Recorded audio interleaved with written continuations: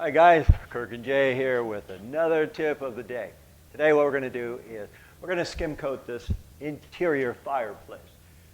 Now what are we going to do as far as to join the brick to the gypsum board? Sheetrock, gypsum board, wall board, it's all made of gypsum, same thing.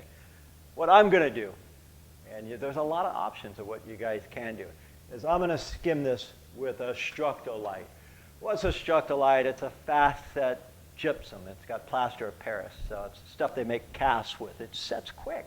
This, my friends, is Structo-lite. See that? Structo, S-T-R-U-C-T-O -lite. In my day, we used to have 80-pound bags 30 years ago when we were doing hospitals and schools and all that, but they simplified it with 50-pound bags. Could you guys, and this is a question I get asked often, I'll say you can use the fast set 20-minute muds, 40-minute muds, 90-minute muds, hour and a half, 5-minute muds. And folks always say, gee, Kurt, where I'm at, we don't have the Westpac's material. I get this at West Side Building Materials and a lot of plaster yards. But guess what, guys? Home Depot and Lowe's sells the same thing. It's called USG sheetrock. Easy Sand 20. Forget about the easy sand. We, as plasters, do not sand anything. This 20-minute fast set, Westpac, you know what, guys? I can't even tell the difference. I apply them. What I don't do is sand any type of materials. Can you sand both of these? Yeah. Why? Because these are sheetrock compounds. You mix them. All you do is add water, clean bucket, and a paddle. You add water to this or this, and yes, you could skim coat that with that. But this fireplace is going to be changed. I asked the folks here, I said, are you going to use this for a real fireplace? Meaning you're going to bring in logs, and these logs are heavy. I had a fireplace. Sometimes you're tired. You drop a log down here, and unless the stucco or Structo-lite or whatever you're using is strong, it'll rip it or crack it or dent it.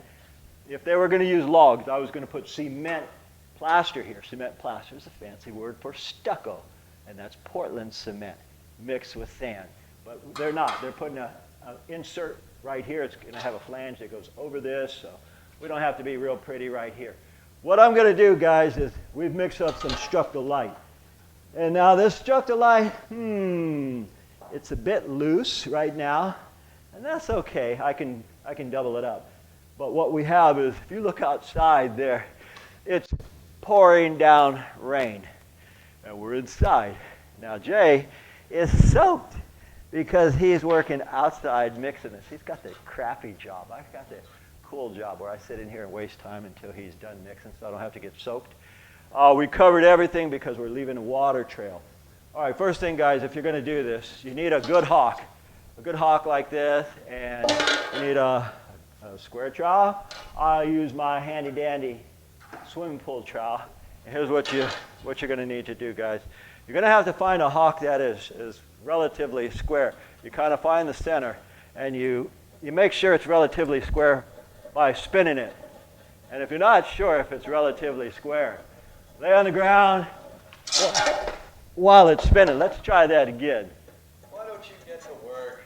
I am going to get to work, but I find this kind of amusing because I did this on our last video. We got so many responses. I thought, come on, guys, anybody can do that. I'm just messing around. You don't really need a square trowel like that. I did that because I'm bored. Okay, I will get busy, guys. By the way, you don't need to do that. I'm just doing it because I can. All right, getting back to what we're doing. Note this, guys. If you're going to have a transition between brick, cinder block, lava rock, I don't care what it is, to any kind of gypsum board, that's okay. Just know that you can feather them both in. So we've got some really soupy Structo-lite. I'm going to get this bag out of my way. I'll show you how easy Structo-lite goes over sheetrock. No problem. And Structo-lite, this is a base coat. What's the difference between Structo-lite base coat and finish coat?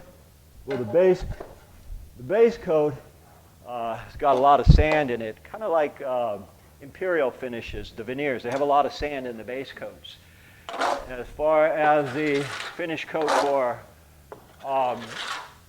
Structo-lite, guess what? There's no finish coat. We generally put a Structo-lite, then what we'll do is put another finish directly over that after it's set. And now, there's a question. A lot of people say, gee, how long does it take for the Structo-lite to set? Generally, if you're mixing Structo-lite, say, and it's really clean material, you have really clean buckets, it'll set in about 45 minutes, half hour, 45 minutes. How do I know that? Well, I've used enough of it in my life. Jay mixed a bucket just now, and he didn't have the opportunity to bring it to me because it set before he got in here. Why did it set before he got in here? Because some of our tools were dirty. If you mix any of these interior finishes, I don't care if it's Structo-lite, Plaster of Paris, 20-minute mud, 40-minute mud, 90-minute mud, and the minutes just determine how long you got before you should apply it. I'm stretching right here, guys. Okay. So, just for the sake of explaining this, guys, okay, this is the first coat. Now, how long is this going to take right here? Oh, it's going to take about, on this sheetrock, about a half hour. If it takes longer, big deal, because we're going to be here a couple hours. Because we're doing this, we're tying it into this. Now I'm going an inch thick with the Structo. And again, this is a little runny, but you know what? We're double it up. That's not a big deal. What I'm going to do here is I'm going to fill the grout line. See how it's starting to slobber out of the grout line. What does that mean? It just means it's mixed a little runny, guys. I'd rather have it a little runny than stiff. If it was stiff, I would be hustling and talking even faster than I generally do because we don't want to be here all day. All right, so what I'm going to do is finish this off and give you a couple more tips until we are somewhat watching paint dry. Okay, here, I'm going to take it up. Here, take it up. And guys, when you're using a thin material, it has a tendency when it hits the grout lines to fall off. No worries. It's not a big deal. You may have noticed too. What I do is no matter what I cover, I put a bonding agent over. This wall was pink. What is that pink stuff? It's called Plaster Weld. Do you have to use Plaster Weld? No. There's a whole bunch of bonding agents that are sold at Home Depot, Lowe's, and they all pretty much do the same thing. I'm partial to Plaster Weld because it works. It's never let me down, and I don't have the luxury of trying new products. I've been doing this too long. I don't want nothing new. I want the stuff that works. Okay, I'm using my trowel here as a template. Move it, pull up. Put my trowel here, fill it, pull up. And I got so much time on this, guys, where we got to wait another 15 minutes. So what I'll do is finish this right here. Okay, besides the plaster weld that I used on the gypsum board, sheetrock, drywall, whatever you want to call it, same thing. It's a gypsum-based product. Gypsum-based product. Gypsum-based product. Gypsum-based product. All gypsum-based products. Gypsum, G-Y-P-S-O-M. Okay. So now, guys, we are filling this up. I've got to do quite a few other things while I give this time to set. And you say, well, gee whiz, what do you got to do? I've got to, oh, by the way, guys, I put this corner on. It's an exterior corner. You could use an interior corner too, but I put an exterior corner on because I want a little bit more strength than the typical sheetrock corners. So this is going to set. And what I'm going to do, guys, is this will be set in 15 minutes. I'm going to put my second coat over that. This will be dry by the time I put my second coat. Then I'm going to put a finish coat over it, which means what kind of finish coat am I going to put? I can use this either or of these products here as a finish coat. I could use diamond, imperial, veneers, any of those as a finish coat, but for the sake of what we're doing, I'm going to hit this right now. I'm going to hit this right now, this side. The top is going tile. She says, well, you're going to hit this with mud. I said, no, we're not going to hit that with mud. They're going to put grout here. Once they put the grout right here, then they're going to place the tile on that. They got to have good keys. So the grout can go anywhere between an eighth. It can actually go up to 3/4 thick. She said, well, it's kind of crooked. And I said, they'll fix that when they do the tile. And the tile will probably have a lip right here, too. Anyway, so you see where we're going with this. I'm going to allow this to set. And the next time you see us, I'll be putting a finish coat over it. We'll show you how to do that part, too. Okay, guys, we have watched paint dry, or plaster dry. See how dark this is? That's over the brick. It's dry. This is over the sheetrock. Once we're done, it's not going to look like brick or sheetrock. It's just going to look like a wall. She wants to be able to paint. Now, what Jay has done, he's mixed me up some finish mud.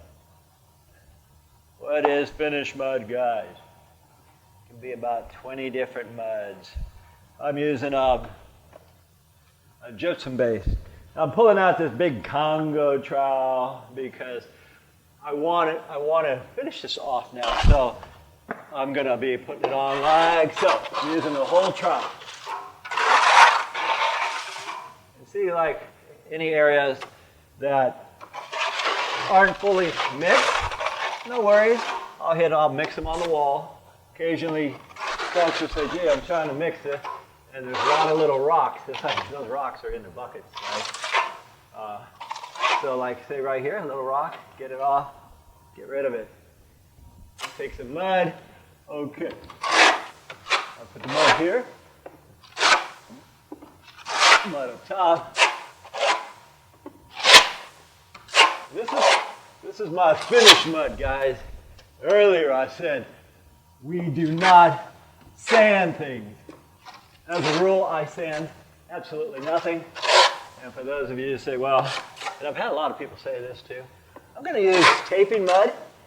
You can do taping mud, but you will do 5 to 6 coats because taping mud can only be applied paper thin. And it cracks. And what happens if it cracks? Nothing. You just come back another day and put another coat on. That is taping mud. We use plasters that they're done the same day. And we look at the wall and get all the lines out.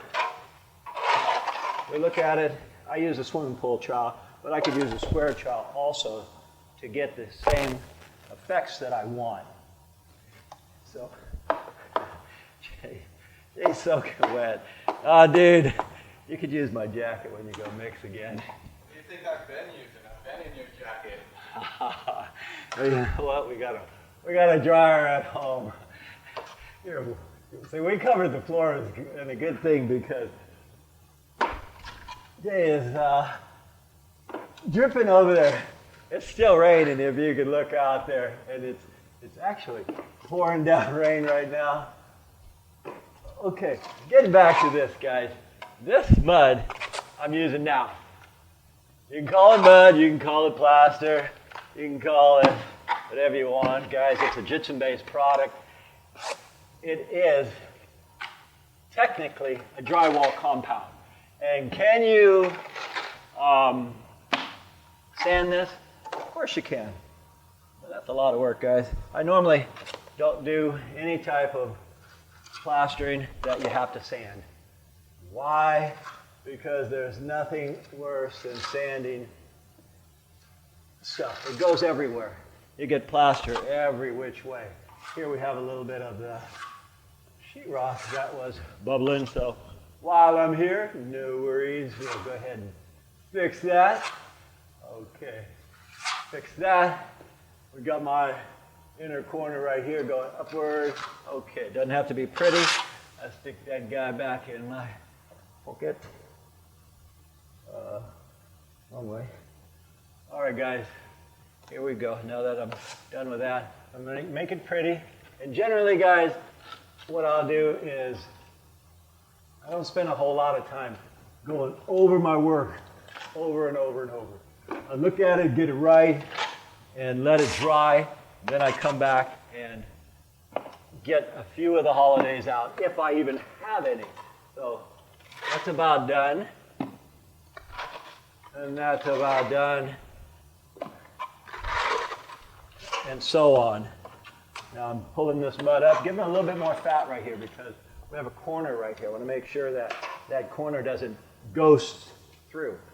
So we take the trowel, get all that stuff out. Boom, that's done.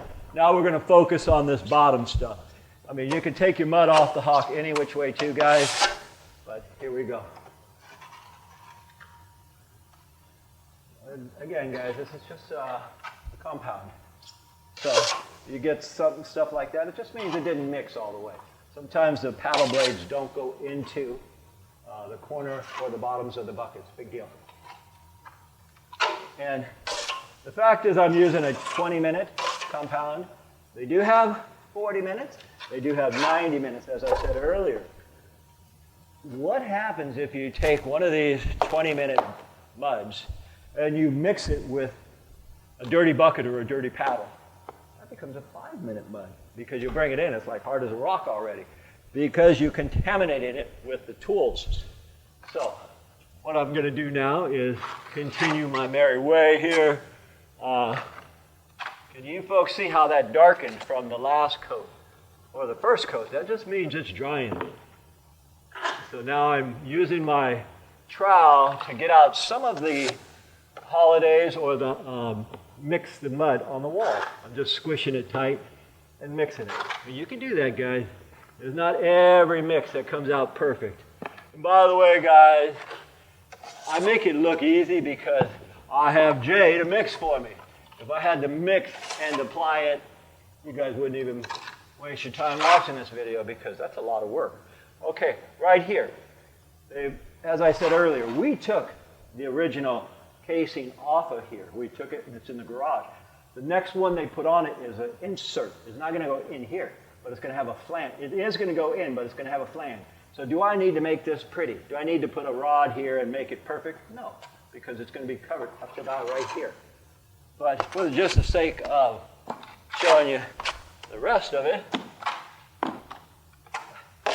here's what we do, guys. We finish it, take this, wrap around, make it pretty. Make it as pretty as you can, knowing that you have about 20 minutes. And that means in 20 minutes, when this sets up, I take some water and I hit it, and then I make it a little prettier.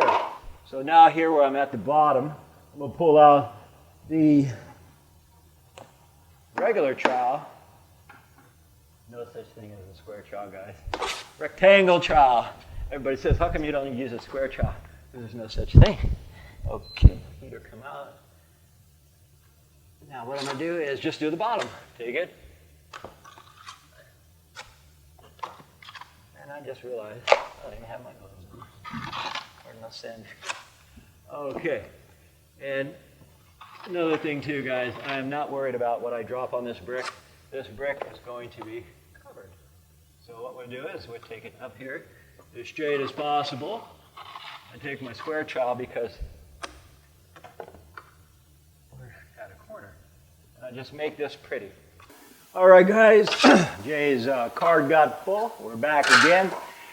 Here's where I'm going to leave it, guys. I'm going to take the trowel, come up here, and boom, done. And then I'm going to make this a little bit better. Here's a tip, guys. Everybody who's done a plant on or an insert of whatever, when they put their insert here, is it going to fit true and plumb and perfect on both of these sides? No, it's not. You're going to need to caulk around it, but this gets painted anyhow. Anyhow, guys, Jay's going to help me finish up this bottom and that side, and when we get done, we'll show you the final product. All right, guys, let me get serious and finish this up. I'll show you a few tips that folks often call me and they say, gee, Kirk, I tried the Diamond, I tried the Keens, I tried the Imperial, I tried the Fast Set, the Westpacs, the Gypsums, and all the rest of them. Here's something that will beat you up every time. Okay, say, I'm finishing off now, guys. with any of these plasters, whether or not you're using a green float, a sponge float, a red float, a spray bottle, a felt brush, there's a lot of different ways. You wet the wall. As you wet the wall, now you can only do this one time too, guys, max, or possibly two. All right, you wet the wall. Now you're going to take your trowel on edge, and I mean serious edge, to get some fat to fill up any holidays. Now, okay, I'm in my own light. Let me move my head. Okay, you're going to take that trowel at an angle. You see that little bit of lip? See, watch. Now we're talking about some serious pressure, guys. It's the equivalent of curling 20 to 30 pounds right here. I'm talking some serious pressure there, guys. On edge, and you've got to really pull it. That's why it pays to watch what you're doing. You got to know your plasters, guys. Okay, you see how I can pull that out. Here's another thing, just in case you said, man, I couldn't do that because I don't know how to pull it up on edge like this. It takes practice. You only know how to do this. Okay. If you don't know how to pull it up on edge like that to fix holidays, remember, the only way to bring any plaster back or gypsum product, lime product, is to wet it first. You can, and here's, by the way, guys, this is our first mix. That's not a bucket. That's hard. They mixed it and brought it up just like that, and that means that cement or that Structo-lite was sitting on my concrete floor for about a month. That happens. If you don't want to go through all that hassle of what I was just showing you, take a little new mud. Mix up some new mud, guys. This is a lot faster, and it doesn't take as much physical strength. And just put some more on it. For us, the big cardinal sin is having to come and sand anything. By the way, guys, you can sand this, but if you really want to, come on, your house will get covered in dust. So you want to get it right the first time. See this little piece of sand? I mean, that's nothing but tiny grit. Dang it, come on out there. Hanging in there like a sock in a dryer. Okay, we got her anyway. Lastly, I'll show you what I said earlier about this doesn't have to be perfect, although when the guys come to put their insert, I'm sure I'm going to get a telephone call to Kirk. Hey, you know what? They got a gap here and there. Fill it with caulking, guys. It's going to be painted anyway. Last thing I'll show you too is, let me get this out of your way if you're going to do this. This is what beats a lot of people up. Okay, I get out my own light right here. It's still pouring down rain out there. All right, you see this? I went ahead and I put a rod here. Then we pulled up to that rod. You got to wet the rod first, pull it, and then shift away. Here's what a lot of people do. They'll take it and they'll pull it. That'll pull a big chunk off. What you do instead is you go into the work. You push in this way. Now, for example, you see how I'm pushing into. But the guys who are coming to do the tile work, they might not even know this, and what they'll do is they'll pull it this way. And they'll go like this, and they'll just jack up this whole corner, which is not a big deal. You just put your tile here and caulk it. But for the sake of fixing my own screw up, just now to prove a point, I'm going to pull that back like so. I'm going to follow the brick, and the tile is going to correct that. Last thing I'm going to show you guys is, okay, for the sake of example, notice I'm using that cheap painter's tape. Why am I using this cheap blue? Actually, it's not cheap. It's real expensive. It's like $12 a roll. As opposed to my vinyl tape, because my vinyl tape once, about, 12 years ago, the guy said, don't worry about the floor, Kirk. I'm going to put a new floor. And I said, okay, I use vinyl tape. And we left a couple smidges. And he said, hey, Kirk, can you get that out? I said, dude, I thought you were going to change the floor. He says, yeah, but not for a while. Anyway, I recommend you use this tape right here. And as far as the bottoms here, guess what, guys? We have, this is going to go right here. And so you got a lot of, it's going to go like so. So you don't have to get it right down to the bottom, but since I'm here, I will. And I'm going to take my trowel on edge again, guys, on edge. Throw a little bit of water on it. Get ready to end this, guys, just to prove a point.